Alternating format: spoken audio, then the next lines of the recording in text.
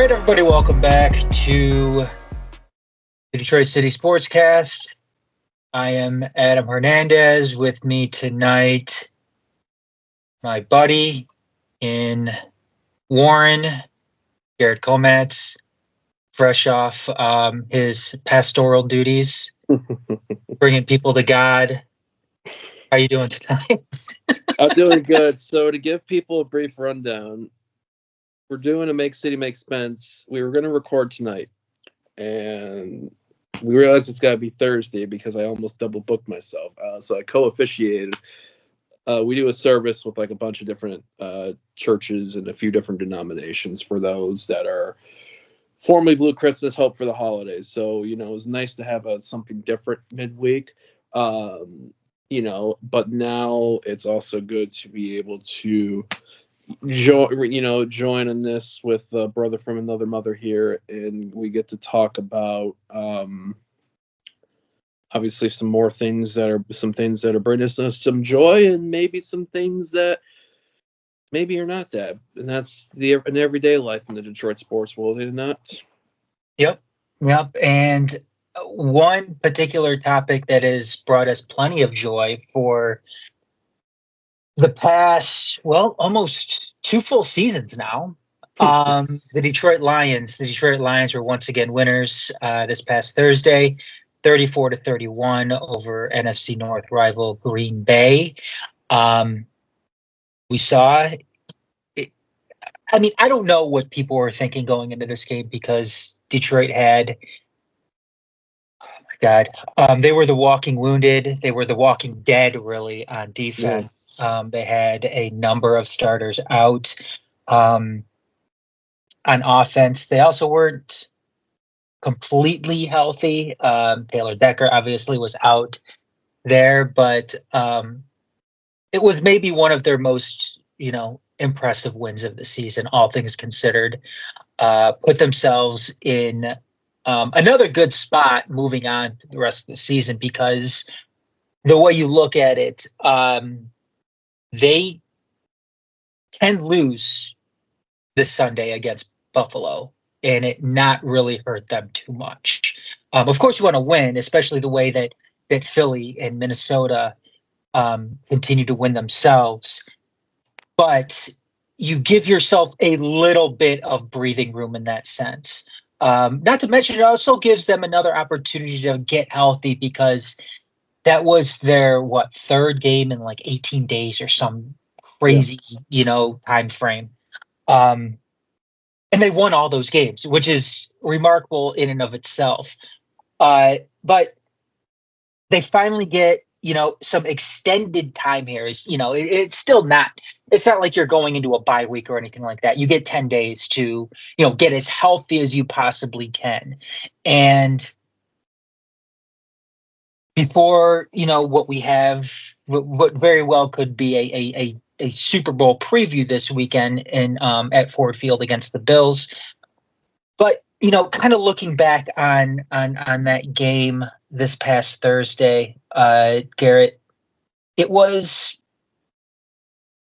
and there's one play in particular, and that was the play at the end that everybody was talking about, Dan Campbell going for it on, 4th and inches to essentially suffocate Green Bay, prevent them from getting the ball back, and Jake Bates hitting that, I don't want to call it a chip shot, but it was a no-doubter in that sense. And Dan Campbell making waves, causing all sorts of, controversy around the league. You had Teddy Bruschi getting on ESPN, running his mouth about, essentially the Lions not winning the right way now. The Lions, taking this elitist approach in the way that NFL games are supposed to be won now. Garret, what are your thoughts on really everything that we've seen from the Lions from this past week? I think if anything, the first thing I want to do is give the defense and Aaron Glenn a huge shout out, because when you look at going into Thursday, Levi out, DJ Reader out, Josh Paschal out, Jamal Adams and Quan Alexander not even 7 days in joining the team and are already into it. Lee McNeil getting hurt, unfortunately, during the game. In concussion protocol right now, though I think he may be ready to go Sunday, depending on how it looks. But went a little bit heavy on the blitzes, and really the defense for the most part did what they could, as banged up as they could. I think for as close of a game that it was, at the same time, Green Bay scored 31, but we spotted them 2 touchdowns from short fields. The only mistake really Jared Goff, I think, made the entire game was that interception in the second half. But when you look at people, and I think you talked about Teddy Bruschi, I think you talked about just when we thought we could not, I felt like Lions fans could, not put Green Bay at the top of the pecking order for, God, they fucking suck fan base. And Minnesota, to me, still takes the cake right now for that, in Chicago. But, man, a lot of online personalities are getting their college and professional rules mixed up at the end of the game. No, yeah. The Detroit Lions mindset is to play, basically bite a kneecap and all that, is literally play until there's nothing fucking left. They're going to give you their all, no matter the situation. And in some games, as Jared Goff mentioned post-game, the game plan is going to be go for it on 4th down. And 4 out of 5 on 4th down tells you, like, this team had their coaches back. This team was down with that.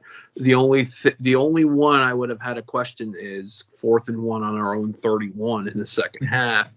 After you stop Green Bay for the first time in the second half, really. But you take a risk. It was a not bad of a play. Unfortunately, Green Bay's defense overloaded, I think, Brock Wright in that corner, and Gibbs got stopped there. I don't mind. I think the 4th and inches call, while it can be heart attack inducing and give you stress as a Lions fan, that defense was tired. You want to kill the game off if you can. Montgomery was running hard. That O-line was kicking in. They're like, we're not, and there was the mindset of not wanting to lose this game. I cracked this reference to my buddy in Hey I Tried Frankfurt podcast. We were talking last night. People bitching about the Lions and the way that we do things and the unconventional ways that we play this game of football this season, especially, to be 12-1, to win 11 in a row. I equated it to those that bitch about the radical liberal agenda. This is what the Detroit Lions is for the NFL, is that they're doing it their way. And all these like crazy folk that are like, ultra conservative folk are like, this isn't right. This isn't how you win games. This isn't the NFL. These goddamn fucking woke motherfuckers. But you know what? This is Detroit Lions football. We're gonna win this way. We might lose this way. It's 100% authentic, and I wouldn't want it any other way. You live by the sword, you die by the sword. Right. That is, I mean, if you're asking the Lions to change now, you're essentially asking them to change their entire identity, which it seems that, that seems crazy. Why would you change the way you've been doing things? Why would you change the way that you've been, winning games, your game plan, when it's been working for you? This is the only reason why the Lions are here is because, well, in large part, is because of the way that they've played, the way that they've been coached, and that shouldn't stop. The minute that you change that, the minute that success may very well go away. They then limit themselves. They then second guess themselves, and when you do that, you lose your sweat. You lose your confidence. When you lose your confidence, you lose your swagger. You lose your swagger. It creates a fucking ripple effect that teams are like, oh, they are human after all. nobody knows this team better than Dan Campbell and Brad Holmes. Nobody else does. And that's Dan Campbell isn't going to put this team in a position that is going to be detrimental to him. Nope. Not at this point. This is what this team has been built for. Right. It's been built for situations like this. Not to mention, you kind of alluded to it a minute ago. That defense was gassed, Garrett. Mm-hmm. I mean, can you imagine? I mean, they should have done as good as they did if you think about like how banged up they were. Even guys we have never heard of fucking people up, recovering the fumble. Long Jr., I believe. Wacky coming in, helping out in the will roll. Adams playing a couple different positions because Branch had to leave due to cramps as well. People freak out, and I feel like we are seeing a stressed out Lions social media fan base because this is success, and some people are really fucking freaking out too much. But literally, they are living next man up, and they're not scared by it. They relish next man up, it seems like. And as much as people may not want to talk about this or admit to this or think about it, I mean, the Lions, Dan Campbell and the Lions may be changing the way that the NFL is played. They may be changing the way football is played. Some of Detroit coaches in their respective sports this year changing the way games are played. I mean, because when you look at it, Garrett, Ben Johnson, in many ways, the reason why he's able to execute some of the plays that he does is because he potentially knows that he has 4 downs in his pocket. He doesn't have 3 downs in his pocket. He has 4 downs in his pocket. Yeah. And when you have a team playing like that and they're confident and successful in doing that, that makes things very, very hard for the opposing defense to game plan against that. Yeah. Not every team can do that. Not every team can do that. You need the right team. You need the right talent in place to be able to do something like that. But if you're able to, and we saw that the other night, was it last Sunday, between the Bills and the Rams. You saw Sean McVay going for it on 4th down. And I know Dan Campbell isn't the first coach to go for it on 4th down. I understand that. However, he's an innovator in the sense that, almost every single coach in that position up by, tie game, well within field goal range with 30 or so seconds left on the clock, and it's 3rd down and inches. Most coaches are going to be kicking the field goal in that sense. Play the safe, I'll take the points. Yeah, not Dan Campbell. And the thing is, too, you kick the field goal despite Green Bay not having any timeouts. I saw somebody post something the other day that 30 seconds is the new 2 minutes in the NFL. Yeah. A couple of decent Bears did against the Vikings just before Thanksgiving to send the game. That was a bad Bears team too, Garrett. Yeah. You get yourself, a couple of plays and you are all of a sudden in field goal range, and all you have to do in that sense is just spike the football. Spike the football, kick the field goal. All of a sudden you're going to overtime, and your fate could very well be determined by a coin flip. Right. Dan Campbell wasn't doing that. He was putting fate in his own players' hands. That's what he was doing, and they came through and they won. Another thing, just real quick too. I actually heard this, and I hate local sports radio, but they were commenting though when it came to this just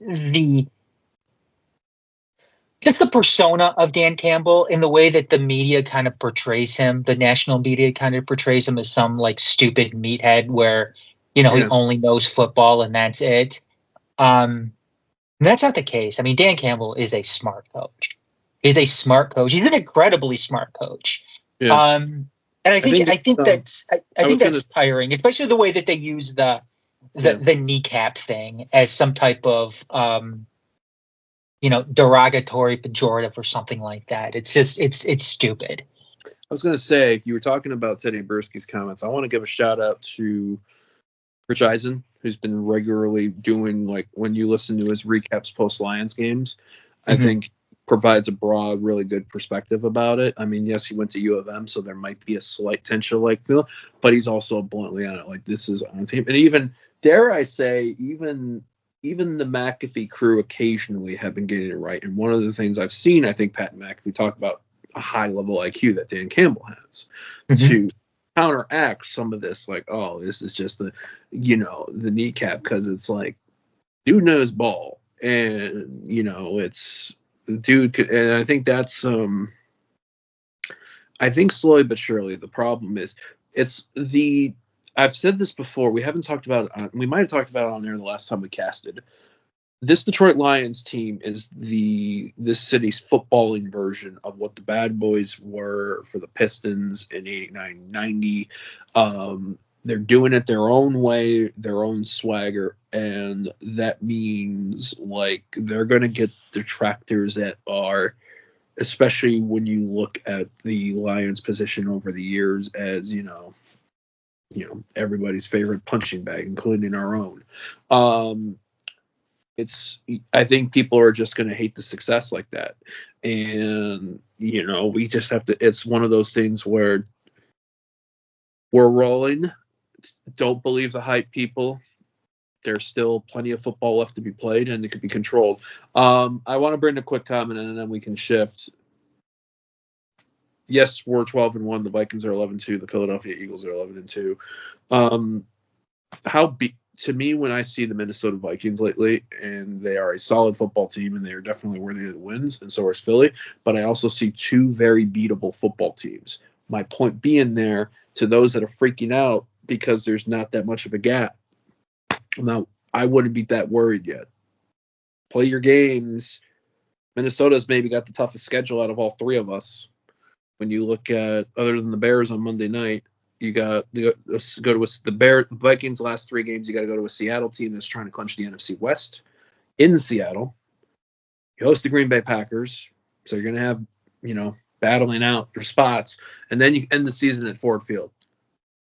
The Eagles, they played the Pittsburgh Steelers this weekend at home. The Eagles almost lost to Carolina, and an inch perfect throw by Bryce Young.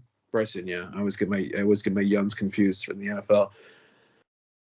A Bryce Young touchdown, a little more completion. The Panthers will steal that game at Philly this weekend.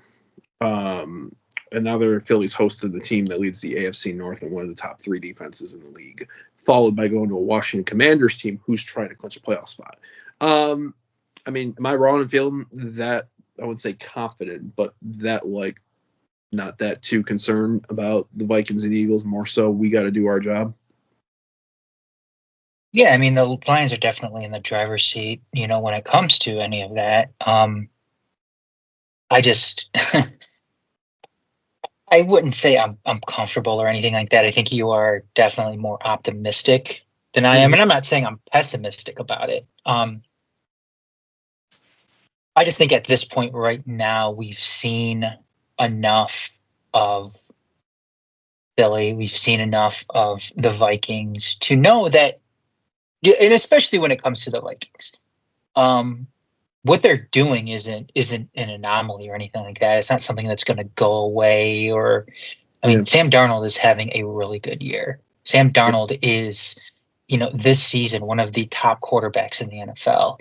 He's playing to get paid, and he's going to get paid in this offseason. Yeah, I mean, it's a good thing. It's a good thing to have if you're Minnesota, because you don't have to go into next season and start JJ McCarthy right off the bat. And in all honesty, I don't think JJ McCarthy is going to be that good. So I don't. But I know that's a different conversation. I guess in as far as Philly goes, it seems like there's some trouble with that team. Seems like AJ Brown, and there's been some there's something going on with them. It seems like behind the scenes within the locker room. Felt like this last year when they started off 10-1, and then the only game they won the remaining. Yeah, and it's not. I mean, I don't think they're quite. I don't think they're quite where they were last year. I don't think they're gonna flame out like they did last year. I mean, I don't think Nick Sirianni's that good of a head coach. I don't think they're the same team since they lost both their coordinators. Something is wrong with Jalen Hurts this year. He's not as offensively effective as he used to be. But they're still a really good team. And I've had this conversation with you before that, yes, I want Detroit to get that number 1 seed because I don't want to have to go to Philly in January for an NFC championship game. I don't want to have to deal with that. I would much rather play at home at Ford Field. You are more scared about Philly's Philly. You're a little more scared about than I am. I do get the thing, like if we have the ability to have Ford Field throughout, yes.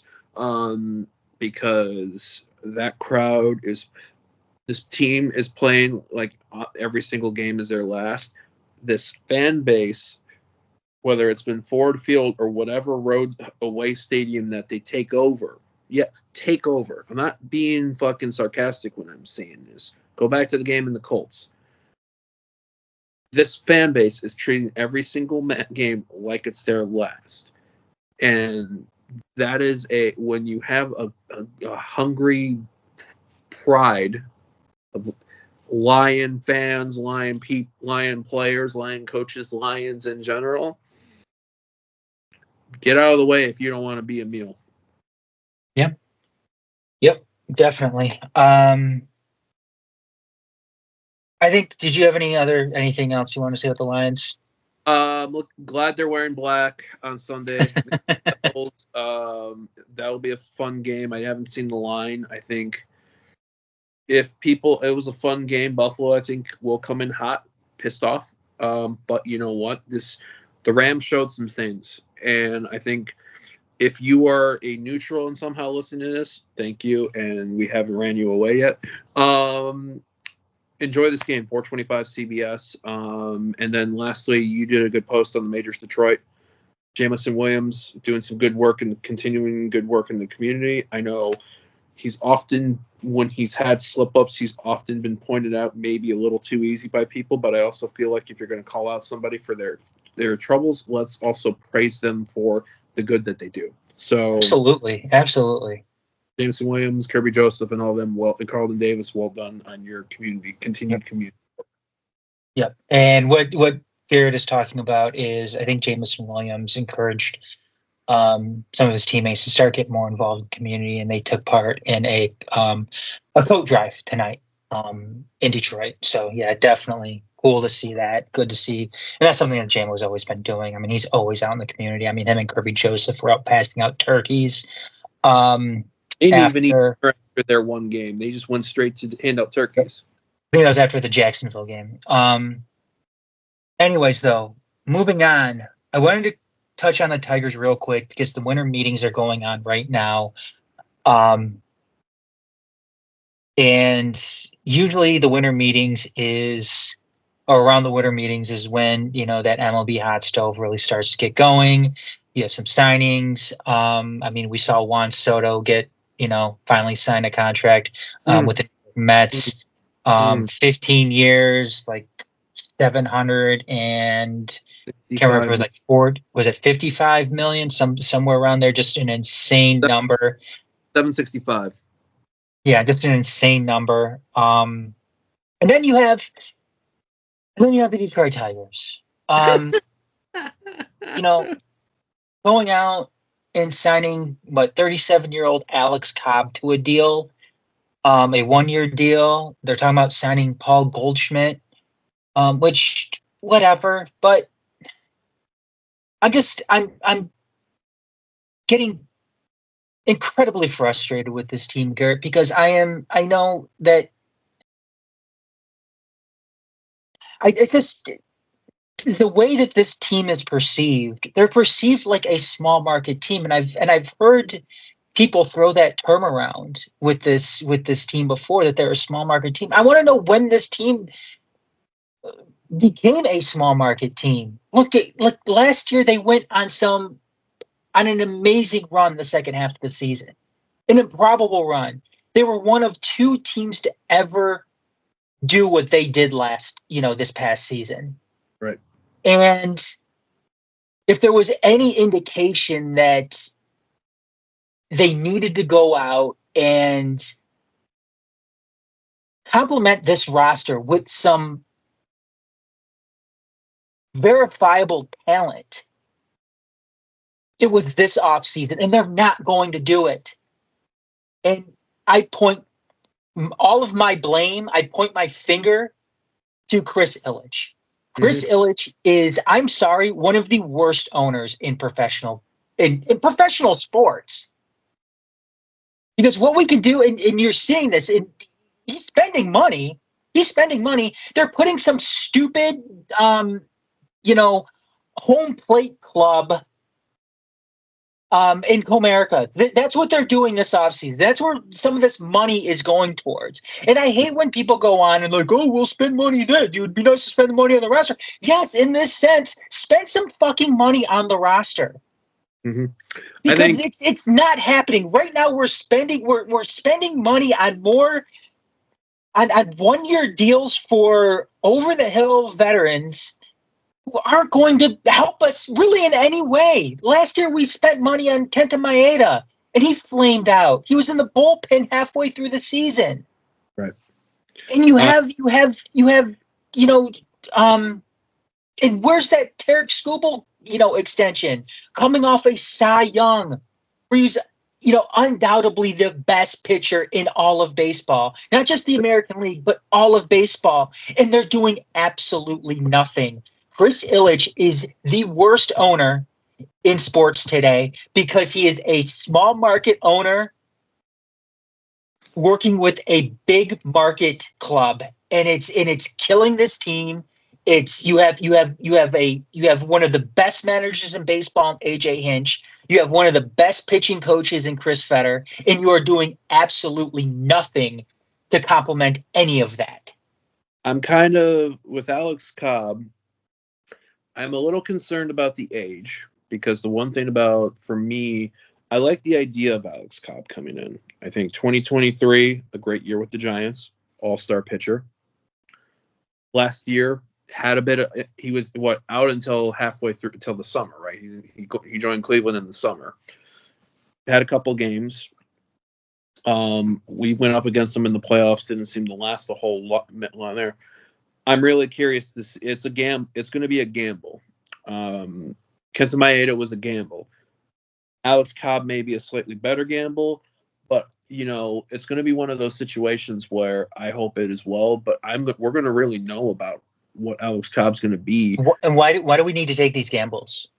I don't know, and that's my problem on there. Now, Paul Goldschmidt, 2 years ago, just coming off an MVP fresh, 22 home runs last year. So, on a counterpoint, it sucks that it's Paul Goldschmidt right now, if that goes through. We do know this team needs bats, and this is what happens, though. But the problem is, yeah, you can say it's an upgrade for Spencer Torkelson, but Paul Goldschmidt is like just a little bit better Spencer Torkelson, but still going to strike out a lot in there. We've heard other names that have been linked, rumored. I don't know. Obviously Alex Bregman earlier on, Anthony Santander, maybe making a move for Nolan Arenado. These are good.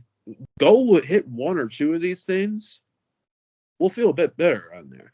I think, but it's early days on there. But yeah, if we're going to keep making these type of moves, you're asking an awful lot of your pitching staff again, an awful lot, and you're also asking a lot of your young players to take a stride that they may not be ready to take a stride immediately, right?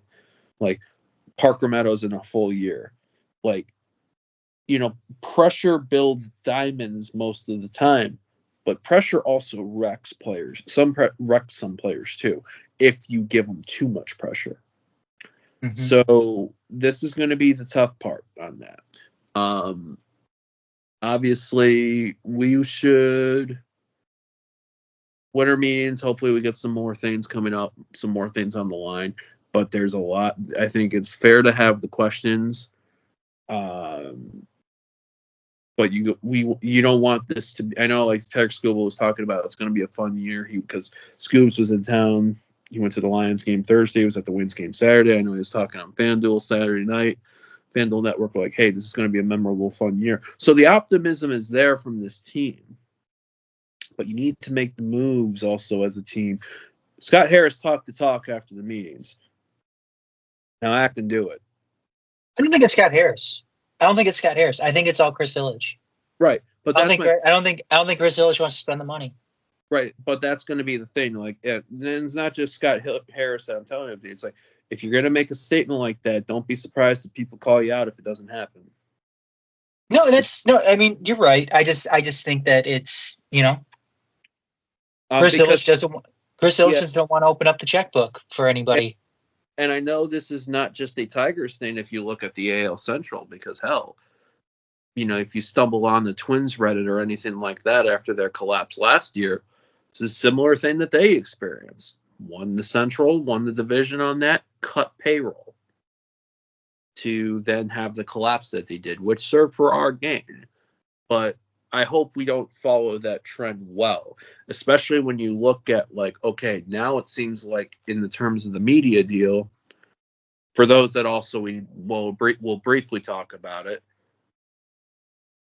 the Tigers renegotiate are going to be back on FanDuel Network, but I think the only difference is they have their own streaming rights now. So they have a little bit more control in their media now. It seems like we'll talk more in these details as it gets closer to the season, what to expect and everything. We got a few months for that. Point being is this is the most optimistic one could be about the Tigers going into an off season in a decade? 2016 maybe, when Zimmerman and Upton and all that joined. Honestly, dude, I don't know how optimistic I'm about it. I don't, and I hate to be that guy, but I mean, sorry, go ahead. I was gonna say, give me a couple more weeks, see what gets announced, and then I'll be like, hey, let's see what happens. And honestly, this team might just flip everybody off and carry that momentum over a course of a longer season and win a fucking division. And if that's the case, start building the fucking statue for AJ Hinch. And it's just Chris Ilitch hasn't done it. He hasn't proved. Yeah. He hasn't given us any indication that he's interested in owning a professional baseball team. Nope. He's doing the exact opposite that his old man did. His old man was willing to put the family broke to win a World Series. And Chris Ilitch he doesn't want to own a professional baseball team. I don't know if he's just trying to maintain a legacy here, but I don't know. But anyways, moving on to Chris Ilitch's other team, the Detroit Red Wings. Last night they beat the Buffalo Sabres 6-5 to snap that 5-game losing streak. Came back from a 2-goal deficit in the third period. Kind of a wild game. Ville Husso gets pulled. In comes Sebastian Cossa. Cold. Kind of thrown into a hectic situation. And I thought he played very well. Despite giving up 2 goals, I thought he played very, very well. Having to, also get that into a shootout, survive the shootout, which he did, and the Red Wings come away with that 6-5 win. Now the bigger question is does Cossa end up starting this Thursday? Well, who do they have, Garrett, Thursday? They're in Philly, and there's a chance Cam Talbot might be back. Okay. Here's my thought on this win. Yes, glad they got the win. Thought it was going to be Buffalo's been a house of horrors lately for the Wings traveling. Last year, I think they lost 7-2 in the game. I'm looking at this run of 5 because when we last recorded, they lost to the Devils. There was 2 5-4 losses consecutive. One was in overtime. Then you go to Boston. You play well enough to get the win. You choke under pressure. You lose in overtime. I don't care if people were saying there should have been an overtime penalty call. No, DeBrincat had the hand on the stick. And when you don't put the game away early, you set yourself up for a chance like that. Ottawa, middle of the week, badly outplayed in that second period. That was, for those that may have not seen it, was the same day as Lions-Packers. Should have been down by more than one goal. Weren't. Tied it in the third. Dumb fuck puck luck. 41 seconds left in the third. You lose that game. 2-1 tough to Colorado. So you bagged goals despite playing very sloppily defensively. I said it before, I felt like a couple weeks ago. Dylan Larkin may be the captain of this team, but I feel like this is becoming a Lucas Raymond's team. This team is dependent. It's like he seems to be the straw that stirs to drink the most. Like if I were to go Raymond, if you look at your forwards, Raymond and Larkin, yes, then Cat, and then Sider and Edvinsson. And then you hope somebody underneath that can get it going, because this team needs support to have. They need offense. And what happened? What's happening this year should have happened last year. Yep. But it didn't. And there's plenty of time left in this season. I mean, this team can still go to the playoffs. I still don't think they will. And I've said that time and time and time again so far this season. I don't think they are. And I said it before the season started. I don't think they're going to make the playoffs because this team isn't ready to make the playoffs yet. I got a fun question for you. Go ahead. When Alex Lyon and Cam Talbot and when Ville Hufso's been spot start, you have been seeing kind of the 1A, 1B approach. So one goalie plays one game, next guy comes in, right? What do you think was the difference all of a sudden when Sebastian Cossa comes up? Because you and I see this, we're like, okay, Husso plays maybe Tuesday, Cossa Thursday against that, right? It took 3 1/3 games, and Ville Husso playing 5 games in a row or whatever it is to put Cossa in.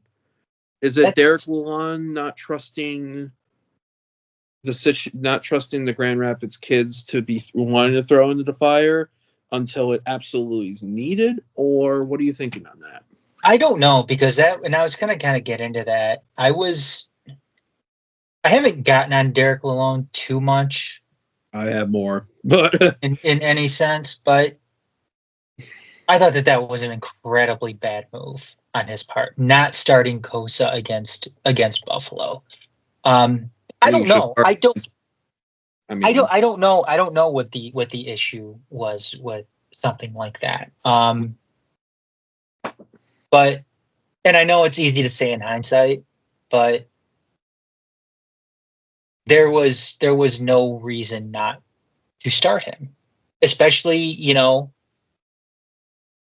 given the amount of games that Husso was starting in a row and not getting wins. And Husso was playing good. I mean, I understand in some sense the maybe what Lalonde was thinking is trying to play the hot hand, but still, Husso hasn't proven himself to be a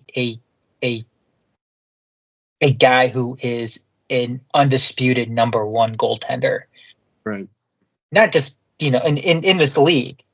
And you have a guy, you have your future goaltender in Sebastian Cossa, your future number one. Yeah. Sitting there for you. Why not start him? Why not start him? And I'm going to say that again, going into Thursday. Why not start him? Yeah. Even if Talbot is ready to come back, why not start Cossa? Start him. Yeah. You're not going to ruin him or anything like that. If he goes out there and he has a bad game, he's not ruined. Nope. Give him the start. See how he does. If he does well, great. There's no saying you have to start him the next game after that. Just see what we have with him. See what we have. Yep. The next 6 were 4 points back of the Flyers for the last wild card spot. It's early, but which still. Which is crazy. Yeah. Considering how bad the Red Wings have been. And you want to know, as bad as we've been, take a look at how many goals we've allowed. It's actually not that bad compared to some of the other teams, including teams in the playoffs. We haven't allowed 90 goals yet. Now, we've only scored 73 as opposed to giving up 88. But the point is, the defense is a little bit better, which is a fucked up thing to say. Anyway, here's the next 6. Flyers away on Thursday. Home to the Leafs, Saturday night. Flyers come to LCA Wednesday the 18th, and then you have a home with Montreal, and then the St. Louis Blues just before Christmas. These are 5 winnable games out of the 6. Maybe the Leafs if you want to like punch, but the other, because Adam, I thought about this thing because I knew we were going to be recording. The Eastern Conference lately, especially until maybe January or February, every game in the Eastern Conference until that time frame when you really start to see the stadiums is a 4-point game.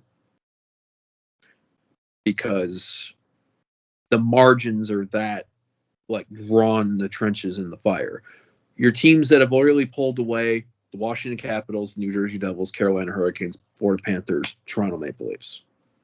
Then maybe the Bruins a little bit there, and then it's all for fun from the first wild card spot until the last team in the Eastern Conference is 5 points.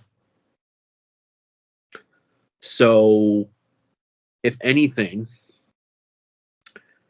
these next few games are going to, and maybe until you get to the All-Star break, are going to be, these are your battles in the trenches. And you've seen a lot of close hockey games with this Detroit Red Wings team this year, especially since they came back from the California road trip, which is great.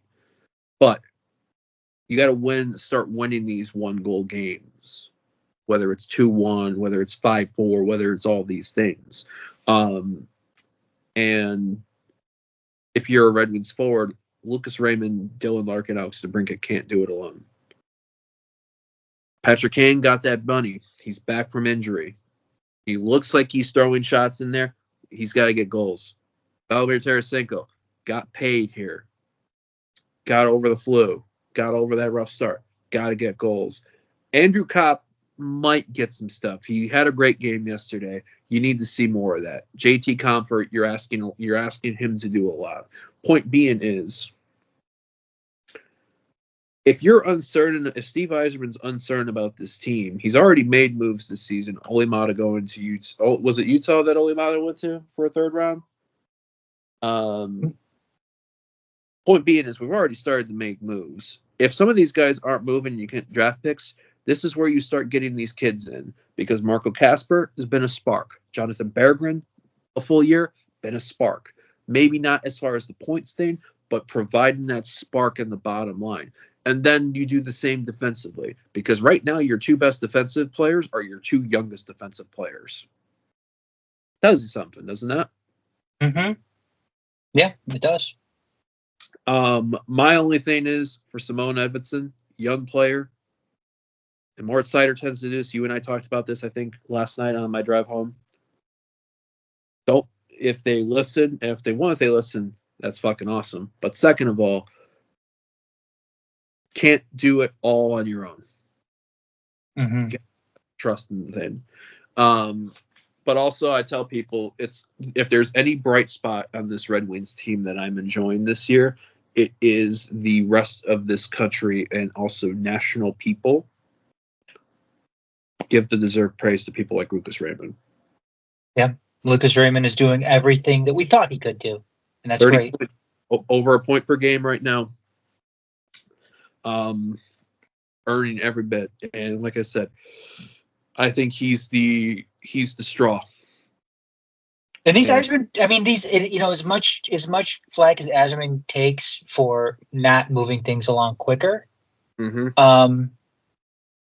We're seeing a lot of these Red Wing. We're seeing a lot of these Yzerman draft picks, up here playing well. Yeah, I mean, you have Edvinsson, you have Lucas Raymond, you have Moritz Seider, you have Cossa, who looked good last night. You have Marco Kasper up here. Thing in there.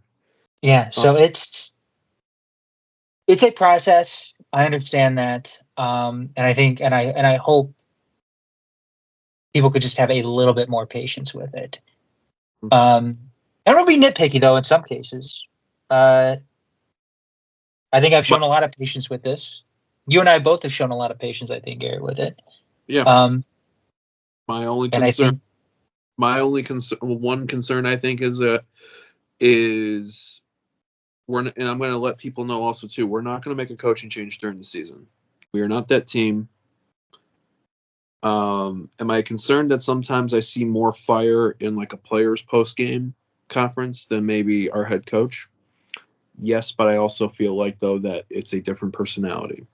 Derek Lalonde is not your fire and brimstone head coach. Derek Lalonde is an extension of Jeff Blashill, if you think about it. Eventually, there might come a time where this team will benefit from a Paul Maurice type guy. But you have to finish. I think he's done after this year. I wouldn't be surprised if after this year they move on. Results depending. Mm-hmm. But it's difficult, people. But be patient. This is what happens when we've been spoiled for almost our existence growing up. Younger than me. There are people younger than me that for 20, 30 years of their 20-ish something years of their life, the only thing that they knew was the Detroit was one, the Lions losing at Lambeau Field to the Green Bay Packers, and Detroit Red Wings making the playoffs. So all of our parents in there get to laugh and be like, hey, now you know how we fucking felt in the 70s and 80s. So be patient. It's gonna come. I wish it was sooner. Believe me, you know that. You want it to. Definitely, yeah. We want it to be sooner, but we're in the path to do it. But keep playing good hockey.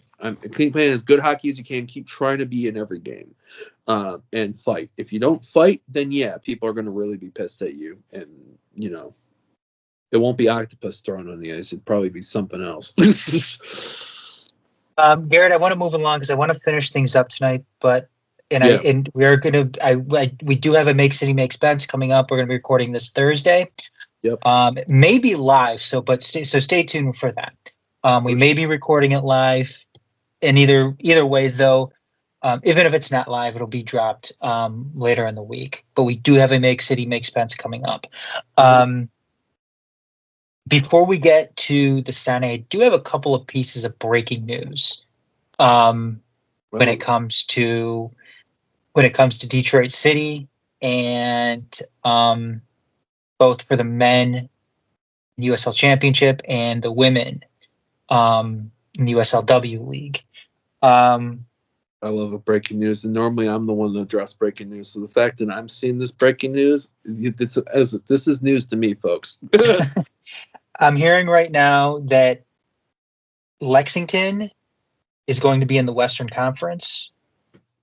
The fuck? I don't know if that's true or not. We'll have to wait and see. But I'm saying they're going to be in the Western Conference, and they're scheduled to come to Keyworth this year. Again, I don't know how accurate that is. That's just what I'm hearing. Yeah. On the women's side of things, I don't know if anybody saw this or not, but there is a new Macomb team in the W League this year. Garrett? They play at Swinehart Field right across the street from my Utica High School, where my old stomping grounds. Garrett, it sounds like they are taking the spot of Flint this season. And Flint may be dead. Oh shit! At least the women's side. I do want to provide one other little rumbling of Detroit City stuff as well. I did have one thing. So if it is not Lexington, because I think we've also heard rumblings that somebody's got to move to the Western Conference. With Memphis dead. Because originally when you said that, I was thinking it was going to be Birmingham Legion. USL League One last year was in a league called the Jägermeister Leagues Cup. So it was League One only last year. In 2024, I mean, what that is, the 12 teams that were in League One were divided into 3 groups of 4, Central, East, and West. What it's going to be likely looking at is also the Jägermeister Cup expands to the USL Championship as well, and all 24 teams that are going to be in that. So what I'm saying is this, folks. You get a cup competition. And Adam, we love a cup competition, don't we? Love a good cup competition. Absolutely. Be on the lookout. It's looking very likely that obviously the league will confirm everything on there. I would say if you're going to wonder schedule stuff on the USL Championship site, it'll look for the beginning of 2025. But the league usually tends to do a format announcement just before Christmas time. Yep. But anyways, I don't want to get too deep into city stuff, just because, like I said, we have a Make City Make Expense coming up later this week. I don't know if there's going to be a 451 recording at all this week. Stay tuned for that. But a couple of other quick things with Detroit City stuff. Maxi Rodriguez was finally announced for Rhode Island. I don't believe it was announced yet when we last recorded Make City Make Expense. But he is officially with Rhode Island FC. There was a couple of new signings for Detroit, which again we will get more in depth on this coming later in the week on Make City Make Expense. Shane Wheat, Maury Donor, Shane Wheat coming over from Sacramento, not via transfer or anything, just signing as a free agent. Maury Donor, though, did come over via transfer from Monterey Bay for an undisclosed fee. Michael Bryant signed with the club or re-signed with the club yesterday. Was that a 2-year deal, Garrett? 2 years through the end of the 2026 season. Okay, yep, 2-year deal through the end of the 2026 season. And then you also, today, they signed a goalkeeper also from Monterey Bay, Carlos Herrera, which presumably, I'm guessing, is going to be backing up Carlos Saldana. Yep.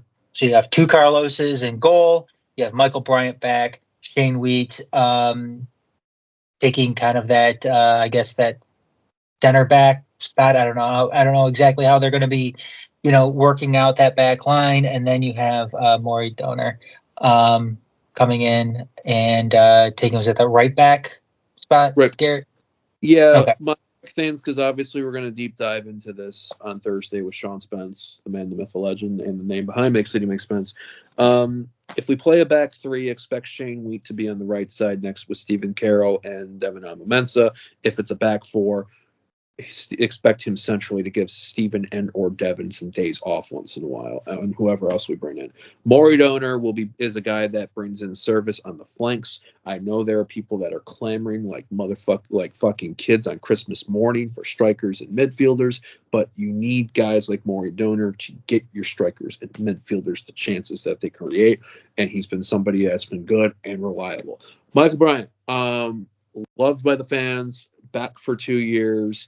Part of us, we kind of thought early on that he might not be, especially given some of the signings of Shane Wheat and Maury Donor too.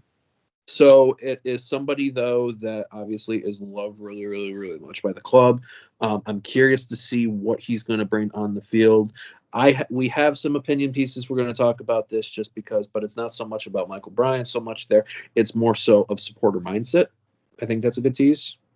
I'm interested where he fits in with this current, with the way that it looks like this club is going. So that's what I'm more, most interested in when it comes to this. So, and I agree with you. Carlos Herrera should likely be the backup to Carlos. I mean, because while not as mentioned, I'm guessing there'll probably be a Mulligan recording of the Carlos Herrera announcement dropping within the next day or so that I just recorded earlier this evening.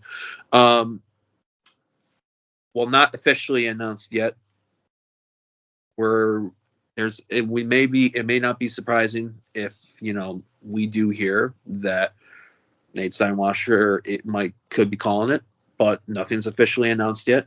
So until that gets officially announced by the club and or Nate, right? I think that's the best way we can say that, Adam. but right now it gives another goalkeeper option in that time frame, and somebody that can definitely be seen right now with Herrera behind Carlos Saldana in the pecking order. So. All right. Well, that's going to do it for tonight. Garrett, let everybody know where they could find you at. And the ever-growing realms of social media, Twitter, Instagram, Discord at GM Comats, and also, as of the last now 2 weeks old, Blue Sky, gmcomats.bsky.social. I tend to be a little bit more quiet than Adam on there, especially with some opinions lately. But for those that are wondering, Adam, we'll talk more about it at Make City Make Spence, but Adam's providing our realist takes, and some people are shocked that we're being that real on some things. That's like the best way. Right. Yeah, you can find me at TMSNX Adam on Twitter, as well as Blue Sky. Also, you could find the show Majors Detroit at TMSNX Detroit on Twitter, on Blue Sky as well. You can also find us on YouTube, youtube.com/The Majors TV. We're on every, all major social media platforms: Twitter, Blue Sky, Facebook, TikTok, Instagram, all TMS Next Detroit. So make sure you find us there, as well as, all back content for this show, Make City Make Spence, channel 451, the major sport, or 451.themajorsports.com, so you can catch that there. Also, I mean, if we don't have any way for anybody to really support the show other than listening and whatnot, we don't have any subscription services or Patreon or anything like that. So if you want to support the show, give us a listen, obviously. Tell your friends, but also give us a like on YouTube. Give us a like and a 5-star review over on Spotify and iTunes as well, because that kind of helps the algorithm and everything that try to bump us up, further up to the top, so other people can, kind of discover, the podcast and everything like that. So those are just ways for you to help support, everything that we're doing here and all that good stuff. So, but anyways, Garrett, it was fun tonight. Damn right. And we are just under an hour. Not quite where I wanted to be, but I want to go half hour, but we're under an hour. So we got to start somewhere. Yeah. But anyways, like I said, stay tuned later in the week for Make City Make Spence. We'll get more into the Detroit City stuff. So for Garrett, I am Adam, saying have a great rest of your night, everybody. And we'll see you next time.